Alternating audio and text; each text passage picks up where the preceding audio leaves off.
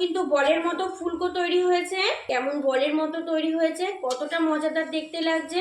কালারটা দেখুন কতটা দারুণ এসেছে। এই রকম ফুলকো ফুলকো মালপোয়া খেতে কিন্তু আমরা প্রায় সকলেই খুবই পছন্দ করি। হাতের কাছে থাকা সামান্য কিছু উপকরণ দিয়ে কিন্তু খুব সহজেই এই ফুলকো মালপোয়াগুলো তৈরি করে নেওয়া যায়। কতটা সুন্দর ফুলেছে দেখুন।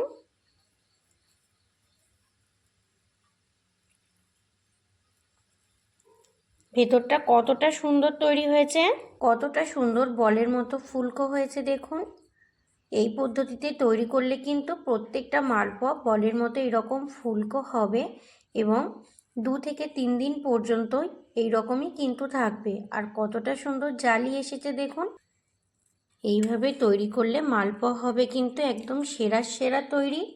যেমনই হবে ফুলকো তেমনই নরম, তেমনই কিন্তু সুস্বাদু। কতটা জালি এসেছে দেখুন, নিশ্চয়ই দেখে বুঝতে পারছেন। নমস্কার বন্ধুরা, আমি মৌসুমি। আমার রান্নাঘর ছোট বৌমার কিচেনে আপনাদের সবাইকে অনেক অনেক স্বাগত। আজকে আমি আপনাদের সঙ্গে শেয়ার করব মালপোয়া, পোয়া পিঠে বা তেলের পিঠে। খুবই সহজ কিন্তু তৈরি করে নেওয়া। সঠিক পরিমাপ নিলে কিন্তু খুবই ফুলকো ফুলকো হয় এই পিঠেগুলো, আর খেতেও কিন্তু ভীষণ মজার হয়। আর এখন তো অনেকটাই ঠান্ডা পড়ে গেছে, আর এই ঠান্ডায় কিন্তু পিঠে খেতে মোটামুটি আমরা সকলেই পছন্দ করি। আর মালপোয়া তো প্রায় সকলেরই খুবই পছন্দের একটা পিঠে। আমি খুবই সহজ পদ্ধতিতে আপনাদের তৈরি করে দেখাবো। আশা করি আজকের রেসিপিটি ভালো লাগবে। রেসিপিটি ভালো লাগলে লাইক, কমেন্ট, শেয়ার আর চ্যানেলটা সাবস্ক্রাইব করে আমার পাশে থাকবেন। পিঠেগুলো তৈরি করার জন্য আমি একটা বড় সাইজের বাটি নিয়ে নিয়েছি, আর নিয়ে নিয়েছি একটা ছোট সাইজের বাটি। এই বাটিটাতে আমি সমস্ত উপকরণগুলোকে মেপে নেব। আপনারা আপনাদের বাড়িতে থাকা যে কোনো বাটিতে কিন্তু মেপে উপকরণগুলো নিয়ে নেবেন। মালপোয়ার ক্ষেত্রে কিন্তু উপকরণের মাপ খুবই জরুরি, তাহলে কিন্তু পিঠেগুলো খুবই ফুলকো হয় আর খুবই সফট আর সুন্দর হয় খেতে। বাটিটার ওপর এবার একটা চালনি নিয়ে নিচ্ছি। নিয়ে নেব 2 বাটি পরিমাণে ময়দা, আর ময়দাটাকে আমি চালনির সাহায্যে একটু চেলে নেব।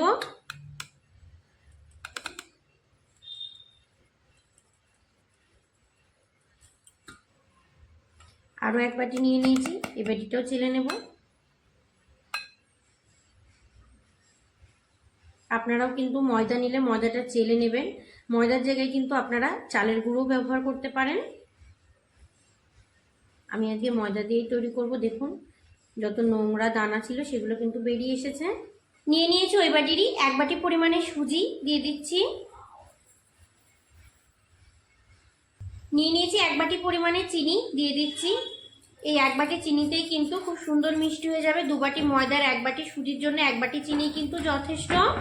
নিয়ে নিয়েছি 4 টেবিল চামচ পরিমাণে ড্রাই কোকোনাট। আমি মালপোয়ায় ড্রাই কোকোনাট দিয়ে খেতে বেশি পছন্দ করি, তবে আপনারা চাইলে কিন্তু কোরানো নারকেল ব্যবহার করতে পারেন। সেক্ষেত্রে নারকেলটা একটু মিহি করে কুড়িয়ে নেবেন, নাহলে কিন্তু মালপোয়াগুলো ফুলতে চাইবে না। আমি এবার ড্রাই কোকোনাটটা ব্যাটারের মধ্যে দিয়ে দেব।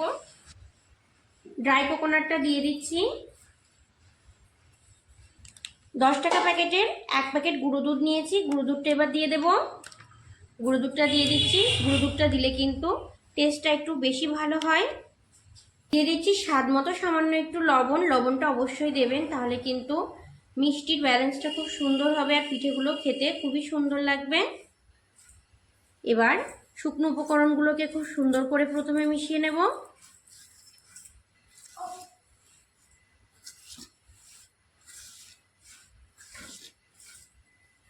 শুকনো উপকরণগুলোকে খুব সুন্দর করে মিশিয়ে নিয়েছি।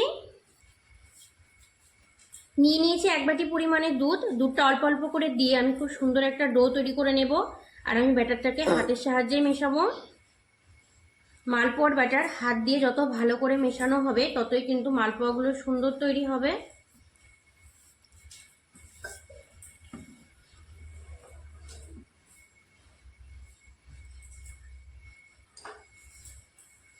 আপনারা চাইলে দুধের পরিবর্তে জলেরও ব্যবহার করতে পারেন, তবে জল দিলে কিন্তু স্বাদটা একটু কম হবে।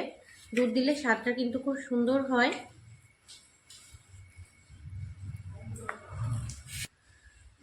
আমার এই ব্যাটারটা তৈরি করতে পুরোপুরি 2 বাটি পরিমাণে দুধ ব্যবহার করতে হয়েছে। এইভাবে কিছু সময় করে নিলে কিন্তু মালপোয়াগুলো খুব সুন্দর ফুলবে। হাতের সাহায্যে যত সুন্দরভাবে ফাটানো যাবে মালপোয়া কিন্তু তত সুন্দর তৈরি হবে। আর হাতের সাহায্যে কিন্তু এইভাবেই ব্যাটারটাকে ফেটাতে হবে।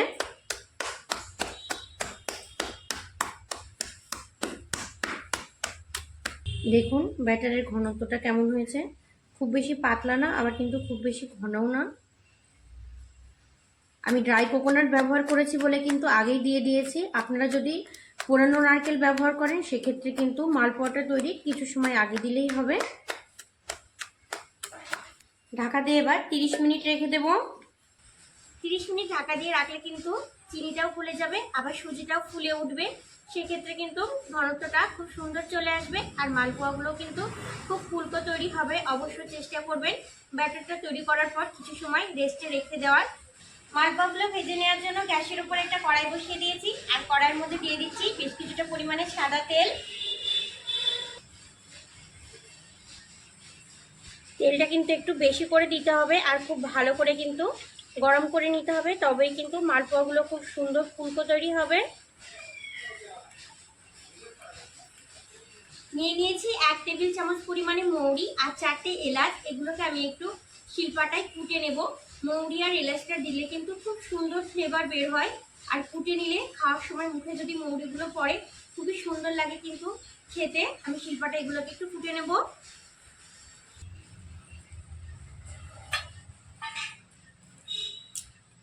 শুধু কিন্তু কুটে নেব, বাটবো না পুরোপুরি।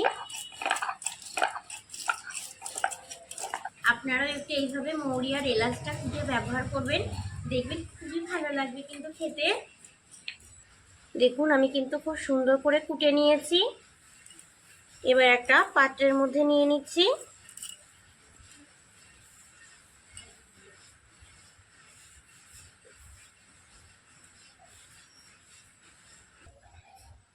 তিরিশ মিনিট হয়ে গেছে, আর ব্যাটারটা দেখুন কতটা সুন্দর তৈরি হয়েছে। খুব মোটাও না, আবার কিন্তু খুব পাতলাও না, এই রকমই কিন্তু তৈরি করতে হবে। কুটে রাখা মৌরি আর এলাচ গুঁড়োটা দিয়ে দিচ্ছি। এটাকে খুব ভালো করে মিশিয়ে নেব।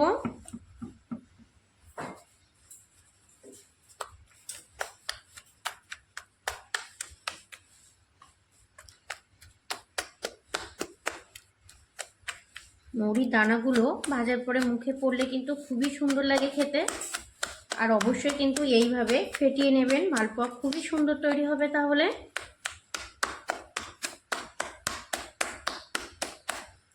মৌরি আর এলাচ গুঁড়োটা আমি খুব সুন্দর করে মিশিয়ে নিয়েছি। তেলটা কিন্তু এখন খুব সুন্দর করে গরম হয়ে গেছে, তেলটাকে কিন্তু খুব ভালো করে গরম করে নিতে হবে। তৈরি করে রাখা মালপোয়ার ব্যাটারটা থেকে 1 হাতা পরিমাণে নিয়ে নেব।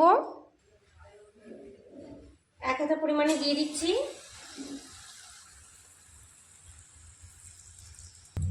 কতটা সুন্দর তৈরি হচ্ছে দেখুন। এবার এটাকে উল্টে দেব।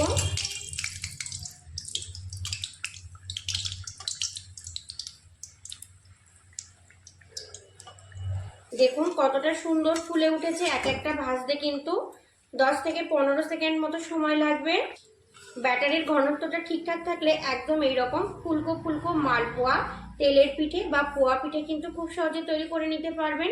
এইরকম ফোলাই কিন্তু থাকবে ঠান্ডা হওয়ার পরেও, আর ভেতরটা হবে কিন্তু আরো মজাদার, আরো সুন্দর।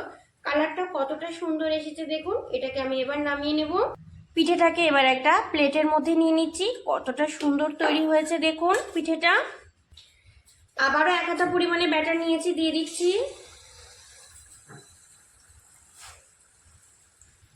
আস্তে আস্তে কিন্তু এই পিঠেটাও খুব সুন্দরভাবে ফুলে উঠবে। এভাবে একটু তেল দিয়ে দেবেন। দেখুন কতটা সুন্দর ফুলে উঠেছে মালপোয়াটা, একদম কিন্তু বলের মতো ফুলকো তৈরি হয়েছে। এবার আমি এটাকে উল্টে দেব।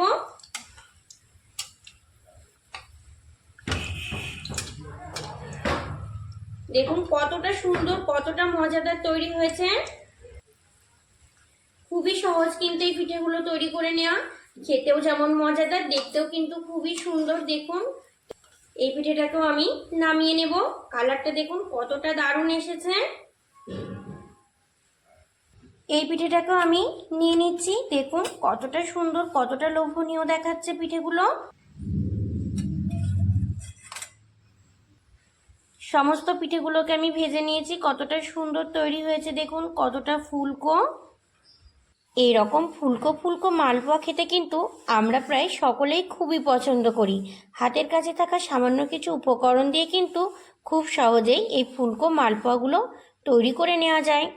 একটা মালপোয়া এবার আমি আপনাদের ভেঙে দেখিয়ে দিচ্ছি, দেখুন কতটা সুন্দর হয়েছে, কতটা সুন্দর ফুলেছে। দেখুন, নিশ্চয়ই বুঝতে পারছেন যে মালপোয়াটা কতটা সুন্দর ফুলেছে।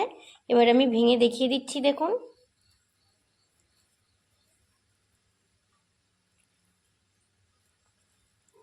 ভেতরটা কতটা সুন্দর তৈরি হয়েছে। ওপরটা যেমন ছিল ফুলকো, ভেতরটা কিন্তু সেরকম একদমই ফাঁকা। দেখুন কতটা সুন্দর তৈরি হয়েছে। এই শীতে কিন্তু এরকম ফুলকো ফুলকো মালপোয়া অসাধারণ লাগে খেতে। খুবই সহজে কিন্তু তৈরি করে নিতে পারবেন। কতটা সুন্দর বলের মতো ফুলকো হয়েছে দেখুন। এই পদ্ধতিতে তৈরি করলে কিন্তু প্রত্যেকটা মালপোয়া বলের মতো এরকম ফুলকো হবে এবং 2 থেকে 3 দিন পর্যন্ত এই রকমই কিন্তু থাকবে। আর কতটা সুন্দর জালি এসেছে দেখুন। এটাও আমি আপনাদের ভেঙে দেখিয়ে দিচ্ছি। এইভাবে তৈরি করলে মালপোয়া হবে কিন্তু একদম সেরা সেরা তৈরি। যেমনই হবে ফুলকো, তেমনই নরম, তেমনই কিন্তু সুস্বাদু। কতটা জালি এসেছে দেখুন, নিশ্চয়ই দেখে বুঝতে পারছেন। আমার আজকের তৈরি মালপোয়া রেসিপিটা যদি ভালো লেগে থাকে ছোট্ট একটা কমেন্টে জানাবেন। ভালো থাকবেন আপনারা সবাই, সুস্থ থাকবেন। আজ এই পর্যন্তই, টাটা।